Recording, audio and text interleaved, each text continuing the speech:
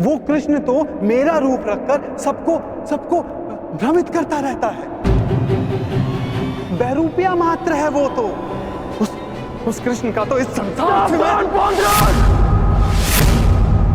अब एक और शब्द वासुदेव के विरुद्ध मत कहना, अन्यथा क्या अंगराज? हाँ? मार डालोगे मुझे? मार डालोगे?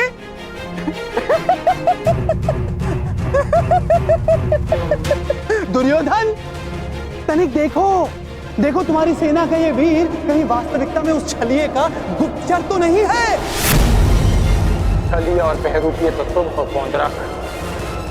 कुछ ही क्षणों में तुम्हारी वास्तविकता मेरे समक्ष आ गई है। तुम मेरी चिंता करनी छोड़, केवल अपनी चिंता करो। तुम केवल एक बड़बोले ढोंगी हो जो वासुदेव होने का स्वांग रचा कर बैठे हो। मौन रहो दुस्साहसी, मौन!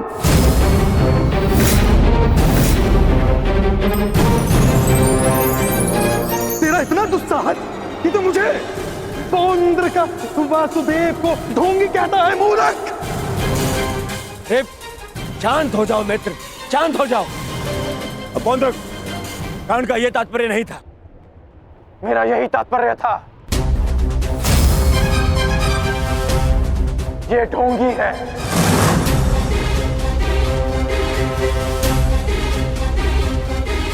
यदि तुम वास्तव में वासुदेव हो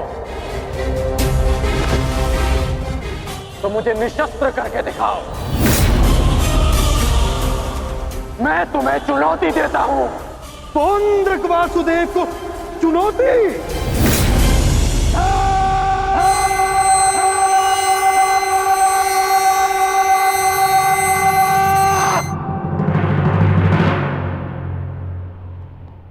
ऐसे खड़े खड़े देख क्या रहा है तू, मूर्ख? हाँ, मेरे साथ युद्ध कर। मेरे हाथों मरेगा, तुझे मोक्ष मिलेगा।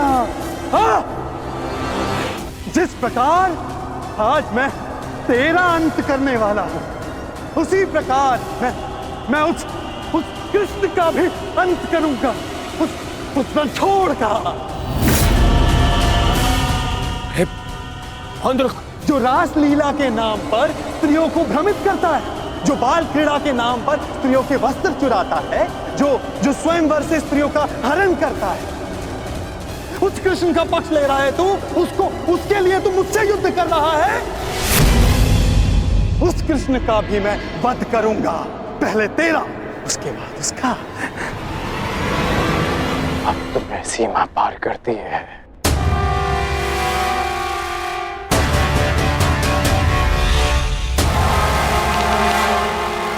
नहीं मित्र, नहीं। मित्र, आज इस पौंड्र का अंतिम दिवस है।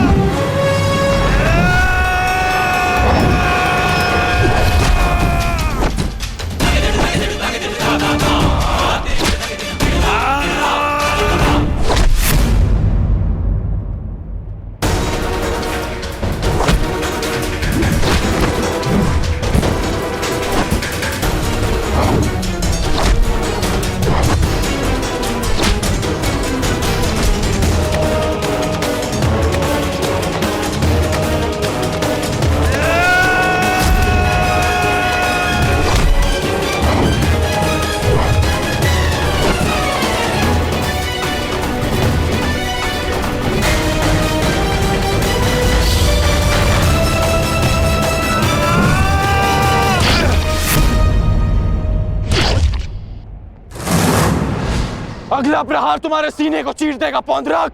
क्षमा मांगो।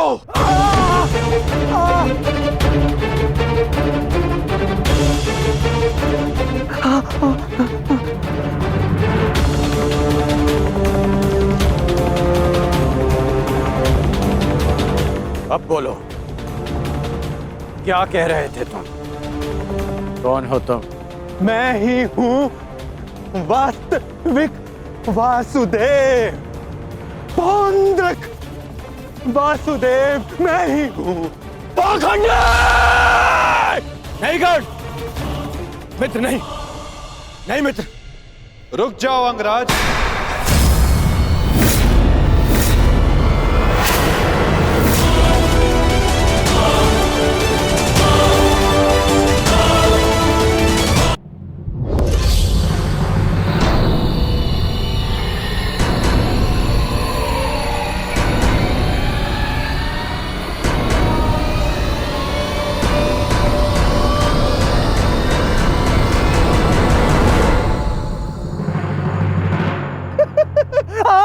आ गया तू, चलिए आ गया। अंततः वो दिन आ गया कृष्ण, जिसकी वर्षों से मुझे प्रतीक्षा थी।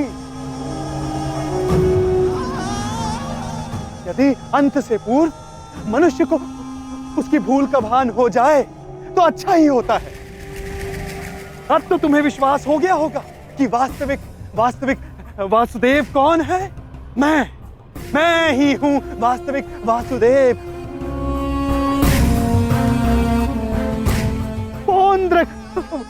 वासुदेव, इसलिए जिसका अधिकार आरंभ से केवल मेरा है, मुझे मेरा सुदर्शन चक्र दे दो कृष्ण। देने ही तो आया हूं तुम, परंतु चेतावनी, मैं तुम्हें बहुत अवसर दे चुका हूं पौंड्रक। तुम्हारे पाप का घड़ा भरता जा रहा है पौंड्रक। अब मेरा स्वांग रचना बंद करो। चुप कर छलिया कृष्ण। तू ढोंग, तू छलिया मुझे बताएगा कि अब मुझे क्या करना चाहिए और क्या नहीं। जो तुझे देव मानते हैं ना, वो सब दृष्टिहीन है और बुद्धिहीन भी। परंतु मैं नहीं हूं। अपने सहयोगियों को धैर्य की महिमा समझाओ दुर्योधन। युद्ध प्रारंभ होने में अभी समय शेष है और समय से पूर्व युद्ध को आमंत्रण देना सर्वनाश को आमंत्रित करने के समान होता है दुर्योधन। क्योंकि इस समय मैं अस्त्र ना उठाने के लिए बंधित नहीं हूं। मनुष्य को खाई में गिराने के लिए उसका केवल एक पग पर्याप्त होता है पौंड्रक। अभी अभी मैंने कर्ण को रोककर तुम्हें मृत्यु के मुख में जाने से रोका है। कदाचित तुम्हारा अगला पग तुम्हारा अंत ना रोक पाए पौंड्रक।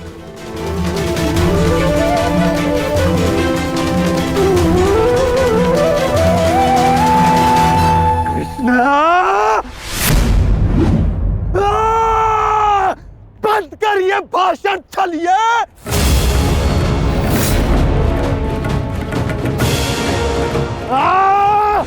छलिए पाखंडी, आज मैं तेरा अंत करके ही रहूंगा कृष्ण। पहले रखो मित्र, क्रोध मुझे भी आ रहा है। अपने क्रोध को युद्ध के लिए बचा के रखो।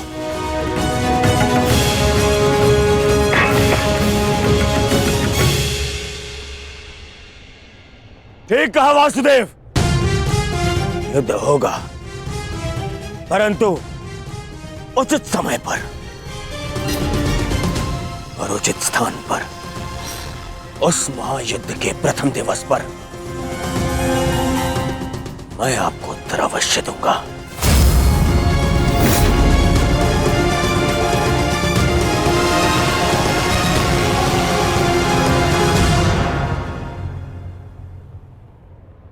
तुम चोटिल हो मित्र, आओ तुम्हें तुम्हारे शिविर पर छोड़ दूं।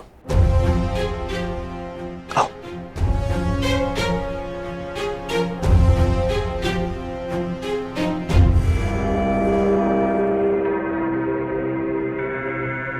मित्रकांड, तुमसे हस्तिनापुर पर भेंट होगी।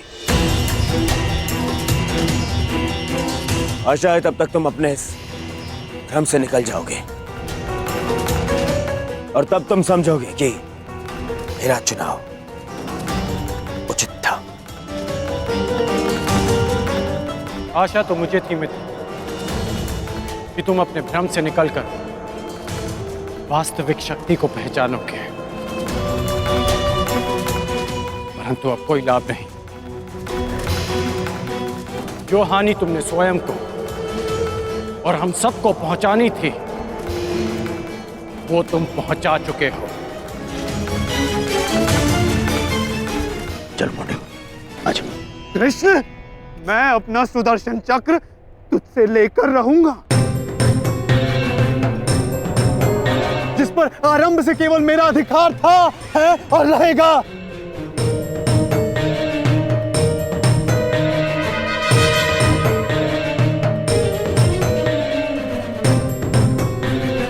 हेलो सारथी।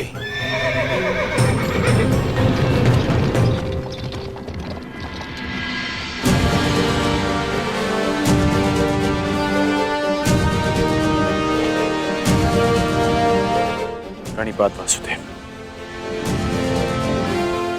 आज्ञा थे। इतनी भी क्या शीघ्रता मित्र?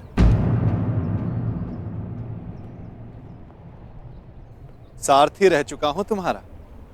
आज भी अपने रथी का मन पढ़ सकता है ये नटवर। समझता हूं कि तुम व्यथित हो। क्या अपने मन की बात अपने सारथी से नहीं कहोगे तुम?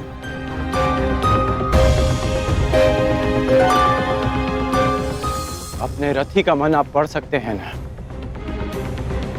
तो पढ़ लीजिए। इसीलिए कहता हूं मित्र, तुम्हें प्रसन्न होना चाहिए। दुर्योधन ने उचित चुनाव किया, उसे शक्ति चाहिए थी, उसे मिल गई। नारायणी सेना अब उसके आदेश के अधीन होगी। नारायणी सेना में नारायण ही ना हो तो वो कैसी नारायणी सेना केशव?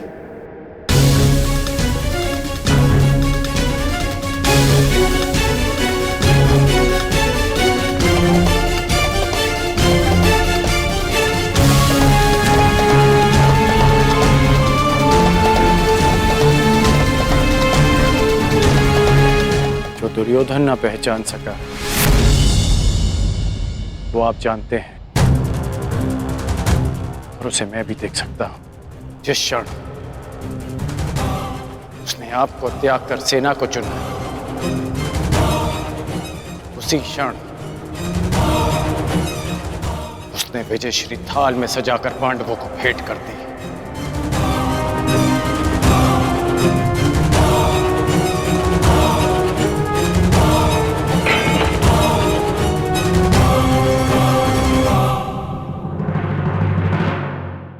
ऐसा क्यों लगता है मित्र?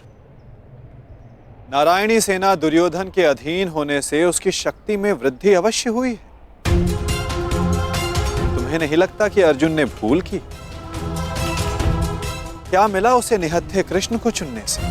जिसके हाथ के संकेत से सृष्टि बनती है और बिगड़ती है, वो कैसे निहत्था हो सकता है वासुदेव? परंतु सत्य ये भी है मित्र कि मेरे युद्ध में उपस्थित रहने पर भी मैं युद्ध नहीं करूं, तो फिर मुझसे किसी को क्या हानि और क्या लाभ? सबसे बड़ा अस्त्र तो आप चला चुके हैं, स्वयं को दुर्योधन के विपक्ष में रखकर। आप ही कहते हैं ना कि निर्णय ना लेना भी कभी कभी सबसे महत्वपूर्ण निर्णय होता है, कि हम पक्ष ना चुनकर भी कभी कभी पक्षपात कर जाते हैं, भले ही संसार ना देख पाए। परंतु मैं जानता हूं कि आपने पक्ष लिया है वासुदेव।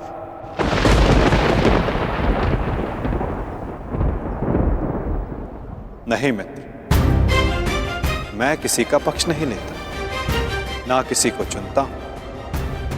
लोग मुझे चुनते हैं या छोड़ते हैं। मानता हूं कि आपने किसी को नहीं चुना, परंतु आपने दुर्योधन को बाध्य किया कि वो आपको ना चुने। आपने ऐसी परिस्थितियां उत्पन्न की कि वो ही आपको चुने जिसे आप चुनना चाहते हैं।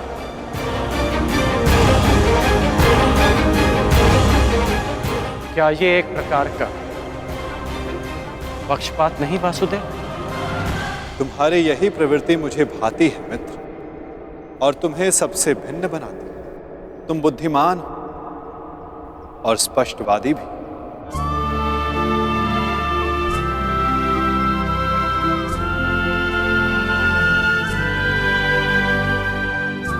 ऐसा होकर भी क्या लाभ वासुदेव,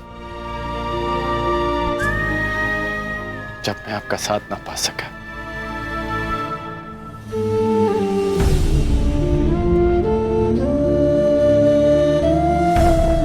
कितने वर्ष हो गए हमारी भेंट को, जब से हम मिले हैं हमारे पक्ष सदा भिन्न थे, परंतु हमारी सोच एक थी वासुदेव। फिर आपने ऐसा क्यों किया? मैंने ऐसा क्या किया मित्र?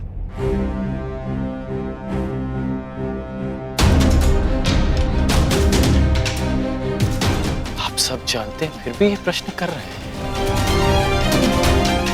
अब तो मान जाइए कि आप पक्षपाती हैं। कैसा पक्षपात अंगराज? विराट नगर में मैंने कौरवों और पांडवों को समान अवसर दिए कि द्वारका आकर मुझसे पहले जो समर्थन की मांग करेगा मैं उसी का समर्थन करूंगा। विराट नगर में जब आपने वचन दिया, वहां सब उपस्थित थे, परंतु द्वारका में जो घटित हुआ वो केवल दुर्योधन और अर्जुन ही जानते हैं। दुर्योधन को केवल आपने भ्रम दिया और शक्ति दी अर्जुन को।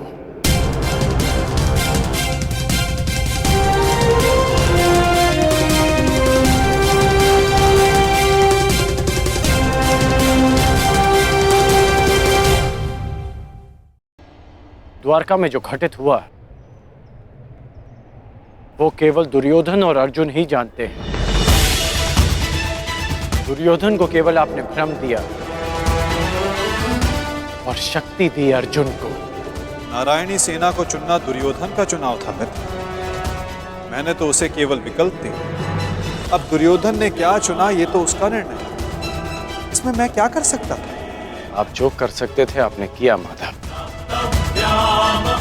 और उसका परिणाम वही हुआ जो आप चाहते थे। यदि आप पक्षपाती नहीं होते तो तो अर्जुन को देखते ही आप उससे पूछते हैं कि वो युधिष्ठिर के स्थान पर वहां क्या कर रहा है, परंतु आपने ऐसा नहीं किया। यदि तुम दुर्योधन के चुनाव पर निराश हो तो खेल मैंने नहीं, उसके दम, उसके लालच, उसके अहंकार ने खेला है मित्र। आप भी भली भांति जानते हैं कि दुर्योधन युधिष्ठिर से कहीं अधिक सक्षम शासक है। इस समय भारत को शासक की नहीं, धर्म की आवश्यकता है, धर्मराज की आवश्यकता है मित्र। फिर भी मैंने तुम्हारे तथाकथित सक्षम शासक को विकल्प दिए मित्र, जो विकल्प चुनने में ही चूक गया। वो कैसा सक्षम शासक मित्र? और मेरे विकल्प का क्या? आपने मुझे विकल्प क्यों नहीं दिया? कौरवों और पांडवों के मध्य आपने मुझे क्यों छोड़ दिया? क्या आपकी दृष्टि में मेरा कोई महत्व नहीं केशव? मैंने तो सदैव तुम्हें विकल्प दिए मित्र, अब तुमने ही मुझे नहीं चुना, तो उसके लिए तुम स्वयं उत्तरदायी। मैंने तो वर्षों पहले तुम्हारा सारथी बनना स्वीकार किया था मित्र, परंतु तुमने ही अलग मार्ग चुना। मैं तुम्हें सदा धर्म के लिए लड़ते देखना चाहता था, परंतु तुमने सदैव दुर्योधन के छल का साथ लिया। परंतु अब भी कुछ नहीं बिगड़ा, तुम्हारे लिए अब भी अवसर शेष है मित्र। तुम मनुष्य श्रेष्ठ हो, परंतु अनुचित स्थान पर, उचित स्थान का चुनाव करो मित्र। ये विकल्प नहीं है माधव, और यदि आप इसी को विकल्प कहते हैं तो आप ऐसा विकल्प मुझे अनेक बार दे चुके हैं, और मैंने सदा आपसे कहा कि ऐसा संभव नहीं है। मुझे इस बात का खेद रहेगा कि आप मेरे साथ नहीं होंगे, परंतु ये खेद मैं अपने मित्र को नहीं होने दूंगा, जिस मित्र ने मुझ पर विश्वास किया। आप अपना धर्म निभाइए और मैं अपना ऋण चुकाऊंगा वासुदेव।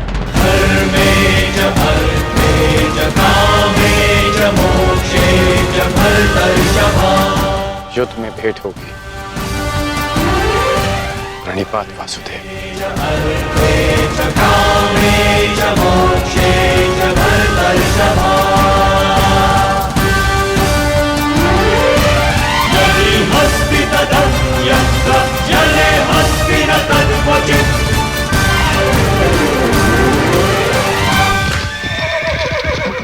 नहीं मित्र, युद्ध से पूर्व हमारी भेंट होगी, और मैं तुम्हें एक और अवसर दूंगा।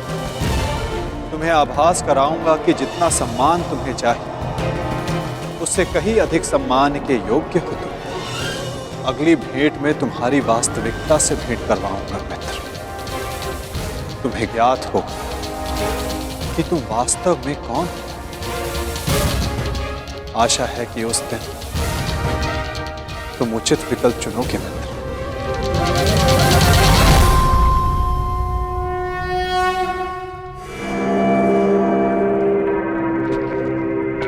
अमश्री,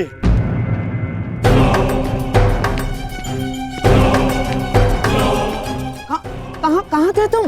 मैं कब से तुम्हारी प्रतीक्षा कर रहा हूँ। बताओ क्या हुआ द्वारका में? और उस छलिया के रहते तुमने नारायणी सेना को कैसे अधीन किया आपने? हैं? अब बैठिए तो बैठिए। अरे अमश्री, आज तक आप अपनी चालों से मुझे आश्चर्य में डालते थे, परंतु आज मैंने इतनी बड़ी वजह से आपको और सबको आश्चर्य में डाल दिया।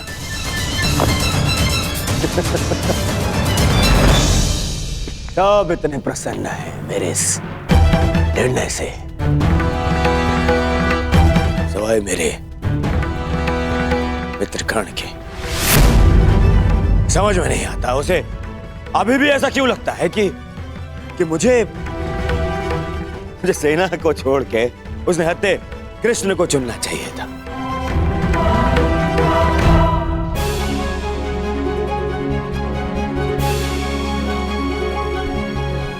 आज वासुदेव हमारे साथ है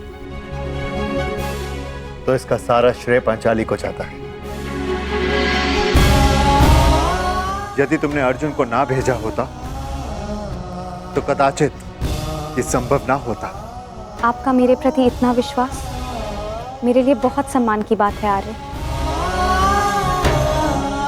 और मुझे भी पूर्ण विश्वास है कि आप हस्तिनापुर के लिए अधिक योग्य शासक सिद्ध होंगे। अरे कोई जाओ, समझाओ, बताओ उसे कि कितनी बड़ी भूल कर रहा है वो। भूल तो तुम कर रहे हो दुर्योधन।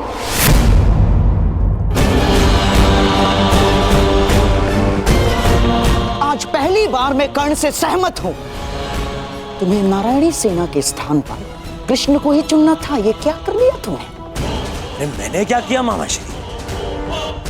उस कृष्ण ने वहां वचन दिया कि वो युद्ध में अस्त्र नहीं उठाएगा, तो फिर मैं नारायणी सेना को छोड़कर उसने हत्या कृष्ण को चुनकर क्या कर लेता? अब हमारे विरुद्ध पूरी नारायणी सेना होगी जो हर प्रकार की व्यूह रचना में निपुण है। हमें अपने सैनिकों को श्रेष्ठ प्रशिक्षण देना होगा। तब तक माधव हमारे साथ है नकुल। हमें किसी बात की चिंता करने की कोई आवश्यकता नहीं। यदि आज वो हमारे पक्ष में होता तो पांडवों के लिए नहीं, आज वो हमारे लिए रणनीति बनाता, हमारे लिए। उसका वास्तविक अस्त्र तो उसकी नीति ही है। तो कृष्ण कोई साधारण मनुष्य नहीं है ना। अरे महामायावी है वो, महामायावी। वो समय को अपने मुताबिक चलाना जानता है, और इतना ही नहीं, वो अपने पक्ष के अनुसार परिस्थितियां भी बदल देता है। समझ गए? इसीलिए हम आरंभ से चाहते थे कि पांडवों से कैसे अलग कर दिया जाए उस छलिए को, परंतु तुमने इतना बड़ा अवसर गवा दिया। क्या किया ये है? क्या कर दिया ये तुमने? अरे समझ में नहीं आता है मुझे, क्यों सब उस कृष्ण से इतना भयभीत हैं? क्यों? कुछ नहीं बिगाड़ पाएगा वो। अब तो उसकी सेना भी मेरे अधीन है। कुछ नहीं बिगाड़ पाएगा वो। देखो दुर्योधन, अब इस बात पर वाद विवाद करके समय व्यर्थ करने से कोई लाभ नहीं। जो हानि होनी थी वो तो हो चुकी। अब इस हानि की भरपाई करने का समय आ गया है। उचित कहा आर्य। अब चाहे जो हो जाए, कौरवों की पराजय निश्चित है, क्योंकि ये धर्म युद्ध है। विजय धर्म की ही होगी, और वासुदेव के हमारे पक्ष में आने के साथ साथ न्याय और धर्म भी हमारे पक्ष में है। विजय हमारी होगी। न्यायानाम अधिकाराणाम ये महाभारत भारत का नव निर्माण करेगा।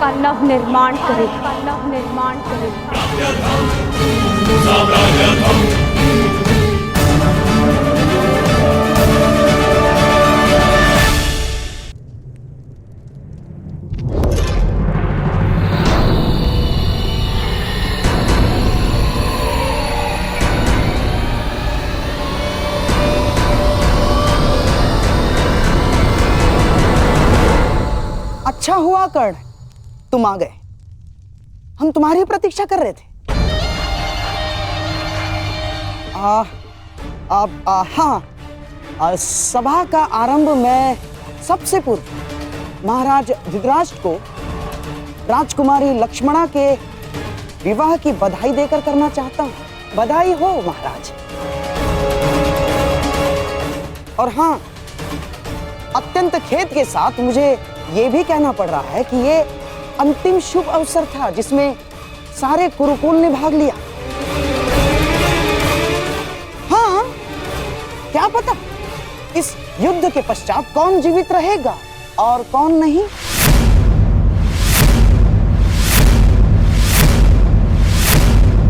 स्पष्ट रूप से कहिए गंधार राज, आपका तात्पर्य क्या है? अब से पूर्व तो आपने इस प्रकार के विचार कभी प्रकट नहीं किए, और अब जब दुर्योधन ने कृष्ण को ना चुनकर नारायणी सेना को चुना है, तो अब इस प्रकार के विचार क्यों?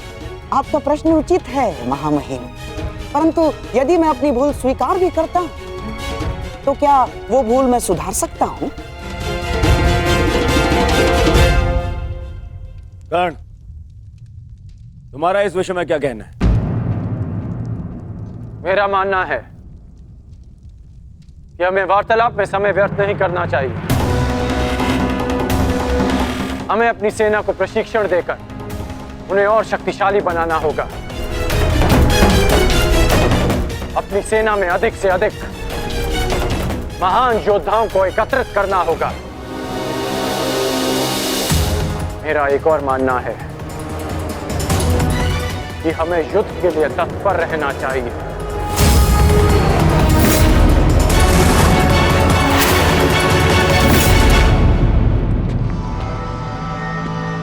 क्या तुम्हें भी यहाँ उपस्थित होने के लिए कहा गया?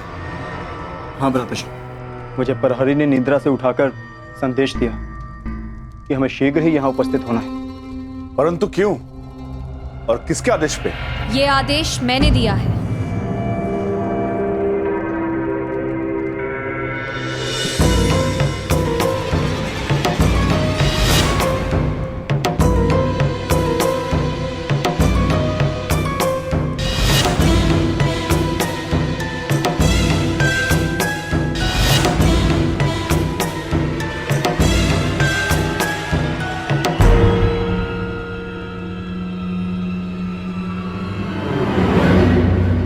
पांचाली, इतनी रात में तुम ये?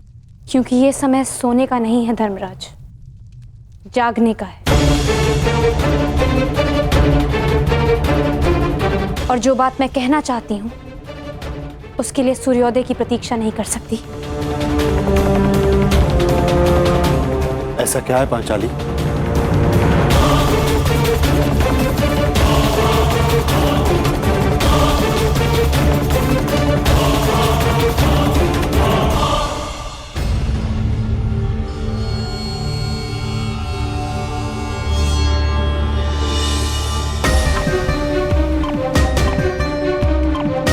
पांचाली, ये तिथि कैसी?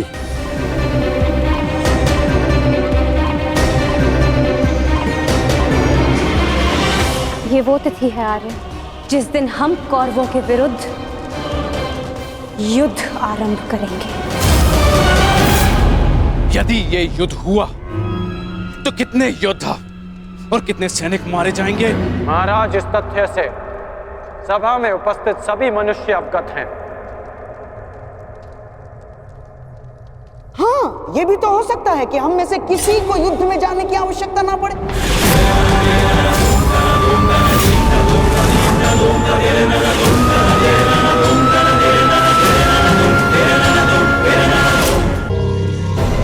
महामहिम, जैसे पुराणों में मैंने पढ़ा है कि स्वयं भगवान भी अपने शत्रुओं को एक अंतिम अवसर देते हैं, तो क्या हम अपने शत्रु को अंतिम अवसर नहीं दे सकते? दे सकते हैं ना महामहिम? गांधार राज, युद्ध होना निश्चित है और होकर ही रहेगा। और इसकी उल्टी गिनती प्रारंभ हो चुकी है।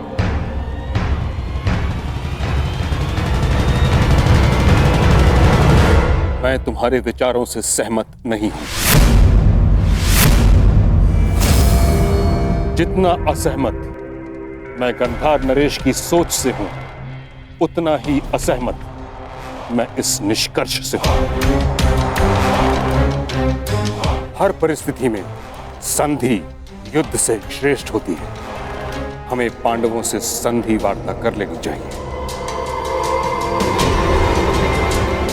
युद्ध अभी प्रारंभ नहीं हुआ है महाराज। हम इसे रोकने का प्रयास कर रहे हैं। हमें पांडवों से शांति वार्ता करनी चाहिए। मैं जानता हूं कि आप भी ये युद्ध रोकना चाहते हैं, हम भी नहीं चाहते कि ये युद्ध हो। हमारा प्रयास है कि हस्तिनापुर के मस्तक पर इस महाविनाशी युद्ध का कलंक न लगे। ठीक है ताक्षरी, यदि यह हस्तिनापुर के भविष्य का प्रश्न है तो हम अपने दूत को पांडवों के समक्ष भेजने की आज्ञा देते हैं। हमें उन तक संदेश देना है कि हस्तिनापुर भी इस युद्ध के विरुद्ध है। और युद्ध के अंतिम दिन मैं अपने अपमान का प्रतिशोध लूंगी।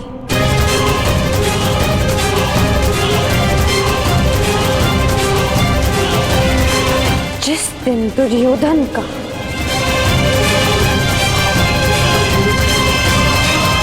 अंत होगा।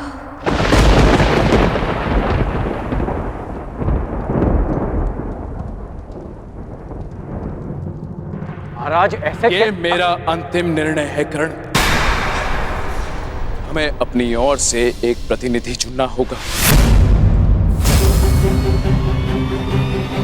क्या आपके मस्तिष्क में कोई नाम है महाराज? संजय।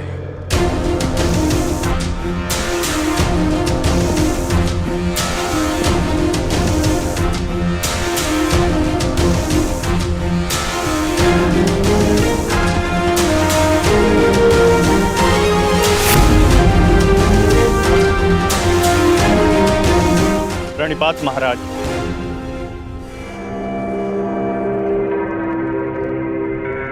मुझे भी संजय के साथ जाने की आज्ञा दीजिए महाराज।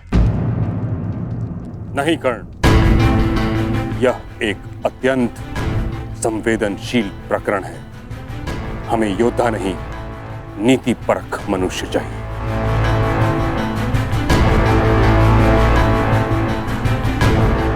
विदुर, तुम संजय के साथ जाओगे।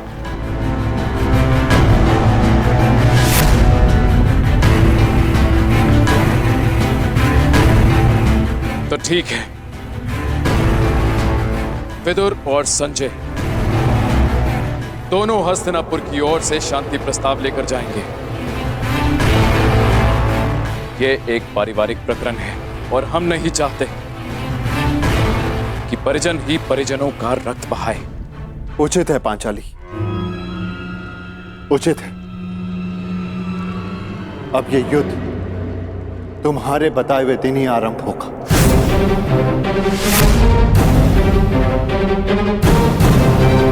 और इसका संदेश हम कौरवों तक पहुंचा देंगे।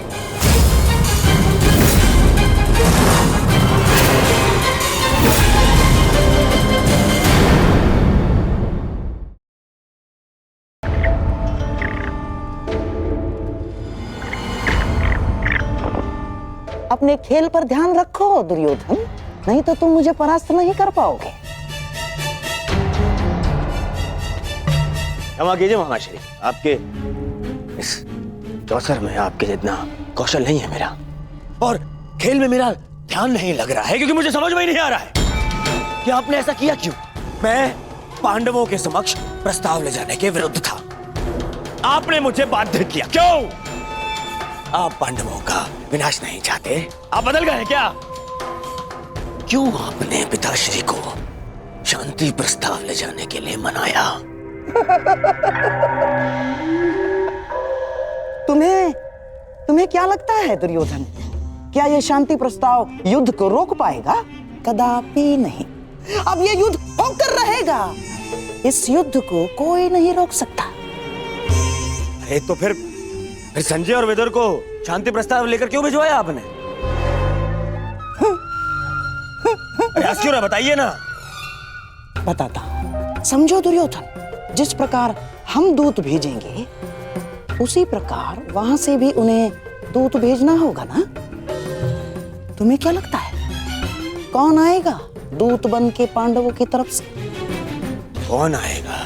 वही जो दर्शाता तो यही कि उसका किसी भी निजी प्रकरण से कोई संबंध नहीं, परंतु जो हर प्रकरण में बीच में घुस आता है, जो मेरे हर छल को अपनी बुद्धि के बल से असफल कर देता है, वो जिसकी मनोहर बातों का वो गुरु द्रोणाचार्य के चक्रव्यूह से भी अधिक शक्तिशाली है, वो जो हस्तिनापुर के सिंहासन पर तुम्हें नहीं उन पांडवों को बिठाना चाहता है। वही छलिया, वही वासुदेव कृष्ण।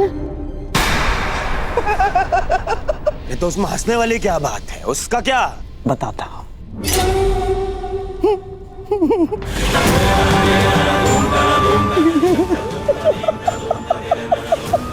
चलिए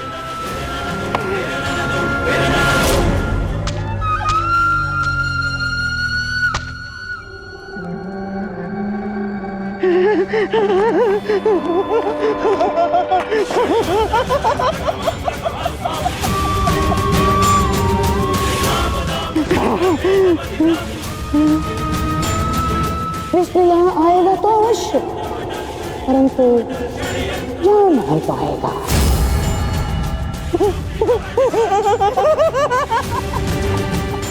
जा नहीं पाएगा।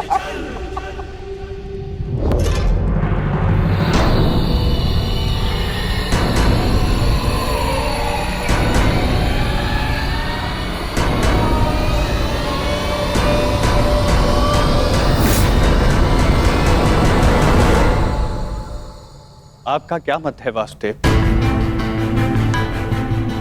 मैं इस प्रकरण में सम्मिलित ही नहीं हूं संजय महोदय, इसलिए इसका निर्णय भी युधिष्ठिर और दुर्योधन पर निर्भर करता है।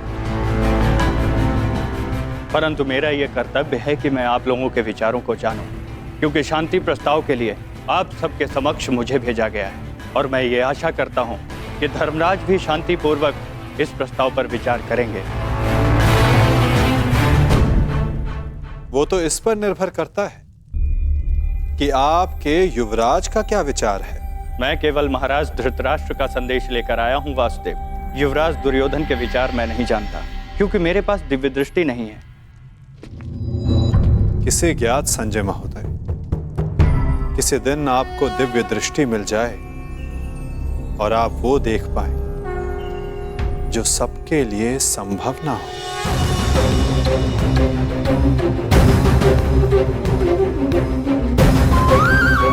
धर्मराज, आपके समक्ष हस्तिनापुर से शांति प्रस्ताव आया है, क्या विचार है आपका?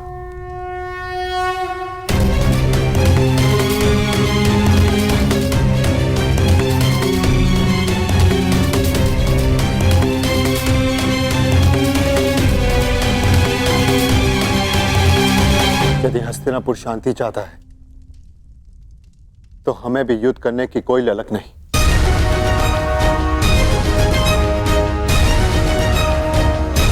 जब पितामह ने पहल की तो उनके निर्णय का मैं सम्मान करूंगा, परंतु ये युद्ध केवल मेरा नहीं, मेरे अनुजों का भी है और पांचाली का भी, इसलिए उनका मत जानना भी अत्यंत आवश्यक है।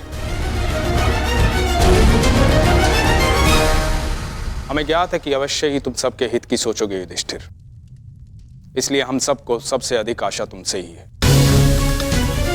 मुझे विश्वास है प्रतिकार और प्रतिघात के स्थान पर तुम शांति को महत्व दो। जहां तक शेष पांडवों का प्रश्न है, मुझे विश्वास है कि ये सब तुम्हारे निर्णय का सम्मान करें।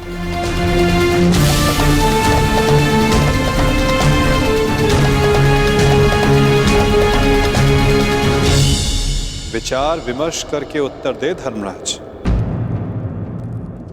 क्या निर्णय होगा आपका?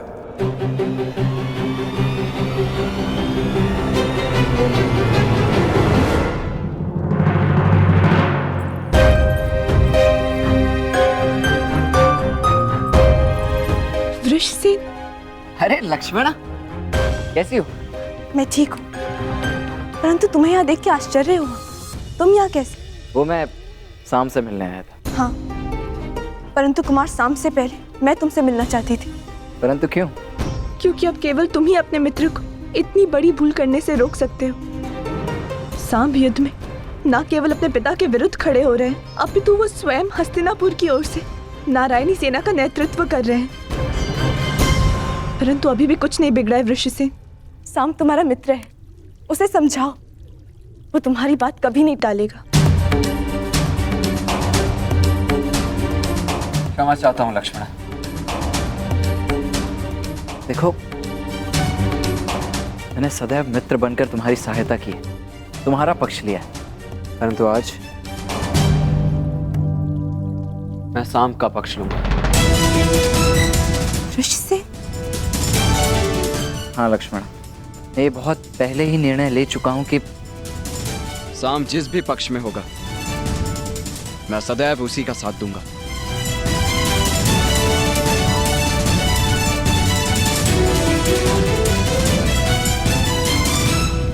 परंतु तुम्हें चिंता करने की आवश्यकता नहीं है लक्ष्मण।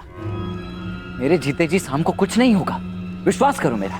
पक्ष जो भी हो, हानि तो मेरे परिवार को पहुंच रही है ना वृषसेन।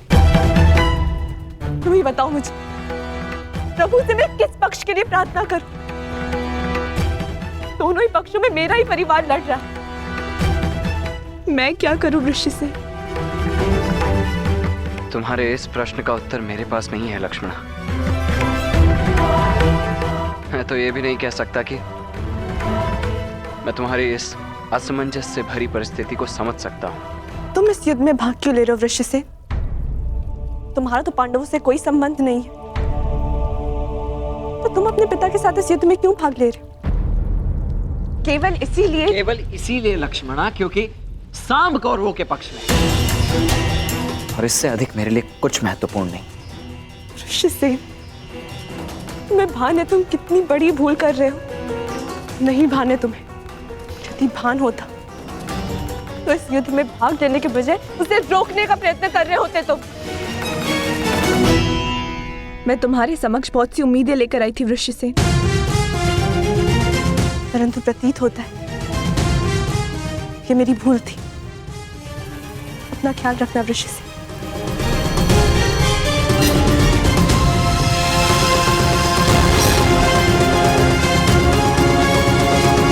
अब मैं तो क्या, कोई भी इस युद्ध को होने से रोक नहीं सकता है लक्ष्मण। तुम्हारा अपमान मुझे स्मरण है पांचाली, परंतु इस महायुद्ध में केवल महाविनाश होगा। दोषियों को दंड अवश्य मिलेगा, परंतु सहस्त्रों लाखों निर्दोषों के प्राण भी जाएंगे। न जाने कितने परिवार बिखर जाएंगे पांचाली, कितने परिवार। और न्याय का क्या धर्मराज? ये युद्ध न्याय का है, और आपकी ली हुई प्रतिज्ञा का क्या? अरे भीम, मैं कुछ नहीं भूला हूं पांचाली, ना ही तुम्हारे अपमान को, ना ही मेरी प्रतिज्ञा को। और जहां तक बात है इस शांति प्रस्ताव की, तो मैं इससे बिल्कुल सहमत नहीं। परंतु पांचाली, हम सब तुम्हारा मत जानना चाहते हैं,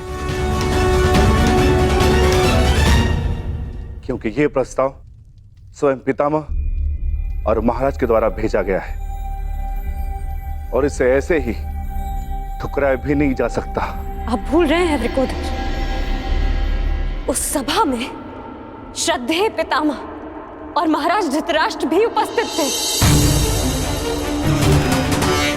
और वो भी मेरा अपमान होने से नहीं रोक पाए थे। मुझे लगा था कि वनवास पूर्ण होने के पश्चात हम सबके जीवन का एक ही उद्देश्य है, कौरवों का विनाश।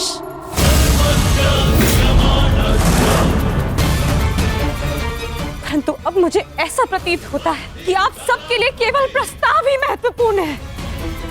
एक प्रस्ताव पर आपने अपना सब कुछ खो दिया, और आज एक दूसरे प्रस्ताव में आप सब कुछ भुला दिया जो हमने खोया था। क्या एक शांति प्रस्ताव कौरवों के दिए गए वर्षों पुराने घावों को भर सकता है? दिए गए वचनों को भुला सकता है? यज्ञसेन, यदि तुम चाहो तो इस संधि को ठुकरा सकती हो। तुम्हें इसका पूर्ण अधिकार है, परंतु इसके पहले कोई भी निर्णय लेने से पूर्व मैं सखा वासुदेव से वार्तालाप करना चाहती हूँ।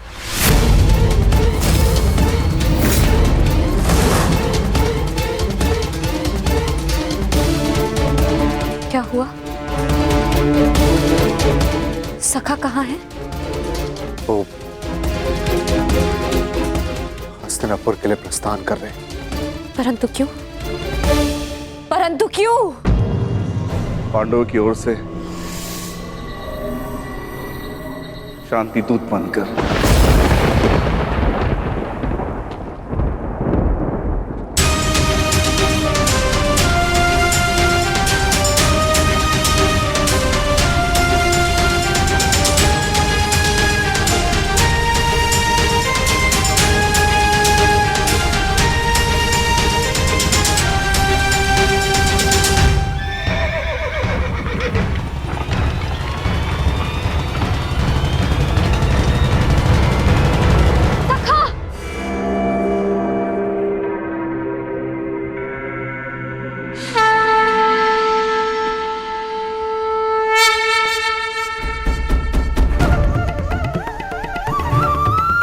क्रोधित हो अपने सखा से?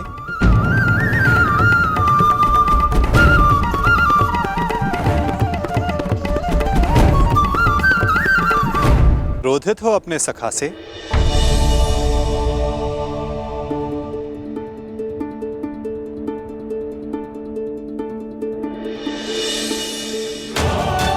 मुझे लगा प्रस्थान कर गए। भला अपनी सखी से मिले बिना मैं प्रस्थान करने की सोच भी कैसे सकता हूं? जानता हूं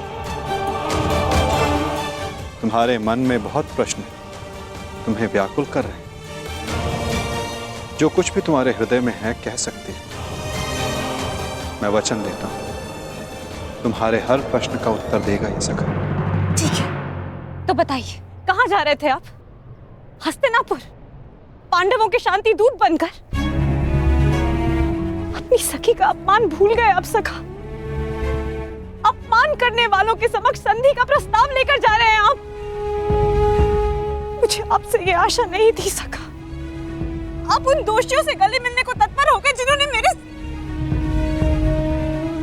क्या यही आपका न्याय है सखा कि आप मेरा मत जाने बिना ही जा रहे थे?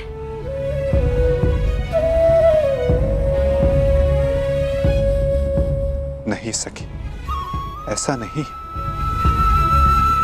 मैं भली भांति जानता हूं कि तुम्हारा मत क्या है, और मैं तुम्हें वचन देता हूं कि तुम्हारा मत और मंतव्य दोनों ही पूर्ण होगा सखी। और इसीलिए मैं हस्तिनापुर जा रहा हूं। जो कह रहे हैं मुझे समझ नहीं आ रहा है सखा। मैं शांति दूत बनकर इसलिए जा रहा हूं सखी क्योंकि पहले संदेश हस्तिनापुर से आया है, परंतु अभी शांति प्रस्ताव स्वीकार नहीं हुआ है। मैं इसलिए जा रहा हूं ताकि कोई ये ना कह सके कि शांति प्रस्ताव होते हुए भी पांडवों ने आक्रमण किया, या फिर शांति प्रस्ताव का उत्तर नहीं दिया। मैं आपके इस उत्तर से संतुष्ट नहीं हो सका।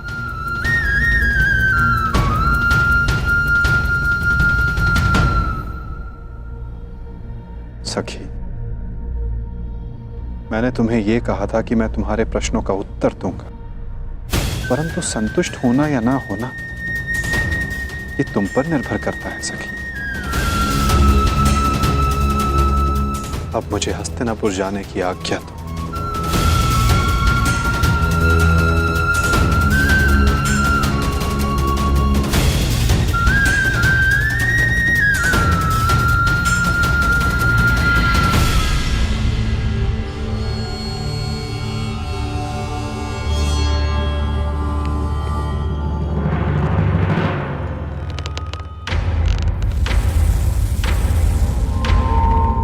कहाँ थे पुत्र?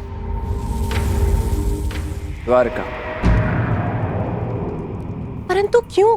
मैं पहले ही बता चुका हूं कि मैं इस युद्ध में भाग ले रहा हूं।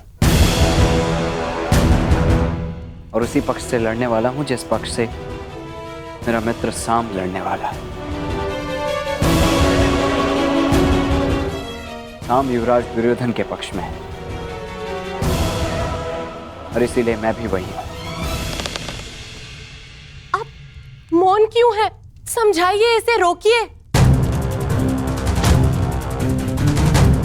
अपने पति को अपने आराध्य वासुदेव के विरुद्ध खड़ा देखना क्या कम था, जो अब मेरा पुत्र भी उनके विरुद्ध खड़ा होगा?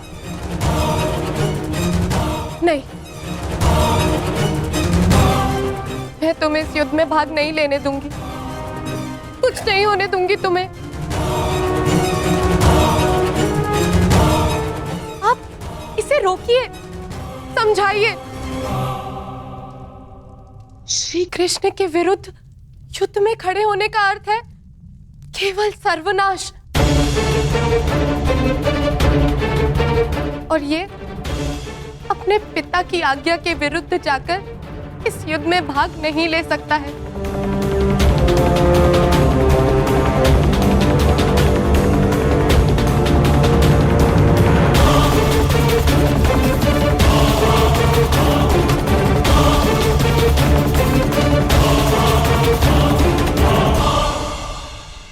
जब तुमने मुझ पर बाण छोड़ा तो तुमने मेरे सीने को लक्ष्य बनाया था,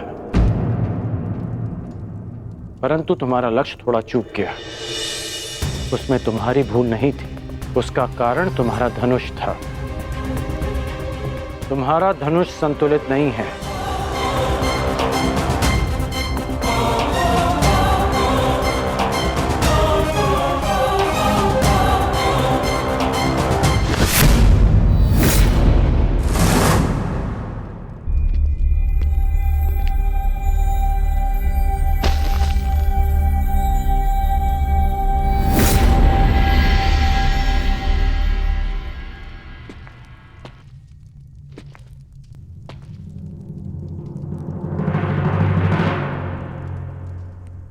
ये बिल्कुल संतुलित धनुष है, जिसे मैंने अपने हाथों से बनाया है, जो तुम्हें इसी का प्रयोग करना है। लक्ष्य कभी नहीं चूकेगा।